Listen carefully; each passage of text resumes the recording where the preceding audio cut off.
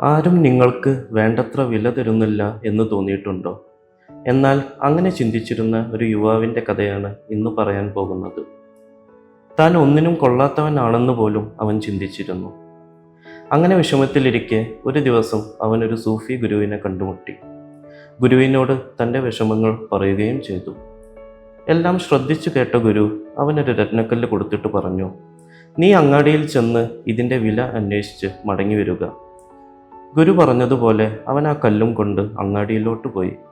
അവിടെ കണ്ടൊരു പച്ചക്കറി കടക്കാരനോട് അതിൻ്റെ വില അന്വേഷിച്ചു. അവരാകട്ടെ വളരെ തുച്ഛമായൊരു വില പറയുകയും ചെയ്തു. പിന്നീട് മറ്റൊരു കടയിൽ ചെന്നപ്പോഴും അതുതന്നെയായിരുന്നു ഫലം. വേറെ ചിലരാകട്ടെ അവനെ പരിഹസിക്കുകയും ചെയ്തു. മറ്റു ചിലരോ അവനെ പരിഗണിച്ചതുപോലുമില്ല.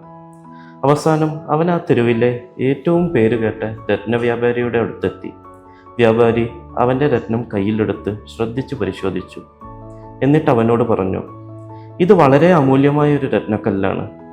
എൻ്റെ കയ്യിലുള്ള മുഴുവൻ സമ്പാദ്യം തന്നാലും ഇതെനിക്ക് വാങ്ങാൻ സാധിക്കുകയില്ല." വ്യാപാരിയുടെ മറുപടി കേട്ടപ്പോഴാണ് ആ കല്ലിന് അത്രയും വിലയുണ്ടെന്ന് അവന് പോലും മനസ്സിലായത്. അങ്ങനെ അവൻ കല്ലുമായി തിരികെ സൂഫി ഗുരുവിൻ്റെ അടുക്കിലേക്ക് വന്നു. നടന്ന കാര്യങ്ങളെല്ലാം വിശദീകരിച്ചു. എല്ലാം ശ്രദ്ധിച്ചു കേട്ട ശേഷം ഗുരു പറഞ്ഞു, "ഇപ്പോൾ മനസ്സിലായില്ലേ?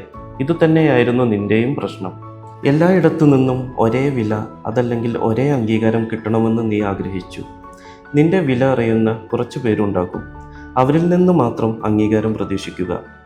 ഗുരുവിൻ്റെ വാക്കുകൾ അവനെ വല്ലാതെ ചിന്തിപ്പിച്ചു. ഇനി ഒരിക്കലും ഈ ഒരു കാര്യത്തിൽ താൻ സങ്കടപ്പെടുകയില്ലെന്ന് അന്ന് അവൻ അവിടെ വെച്ചുറപ്പിച്ചു.